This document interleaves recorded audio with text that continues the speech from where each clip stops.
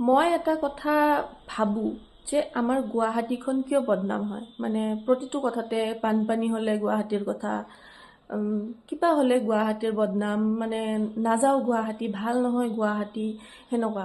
ঠিক আছে, আমিতো ইয়াৰে হয় ন, আমি এতিয়া ক'ত যাম, আমিতো ইয়াতে থাকিব লাগিব। কিন্তু তাৰ মাজত এটা কথা কওঁ, আমাৰ গুৱাহাটীৰ মানুহখিনিৰ এটা প্ৰব্লেম আছে। সেইটো কথা হ'ল, কোনোবাই যদি কিবা কয় নহয়, অঁ বুলি শুনি লয়। সেইটো আমাৰ স্বভাৱ হয়। আমি তৰ্ক লগা, ছাডেনলি কাজিয়া লাগি যাম, কিয় এনেকে কৈছে আমাৰ জাগাটোৰ বিষয়ে, আমি সেনেকুৱা নহয়। আমি শুনি লওঁ, কৈছে সেইটো তেওঁৰ সোচ হয় ন, সেইটো আমাৰ সোচ নহয়। আমি তেওঁলোকে ক'লে এইটো আৰু হৈ নাযায়, কিন্তু সেইটো বন্ধ কৰিব লাগে।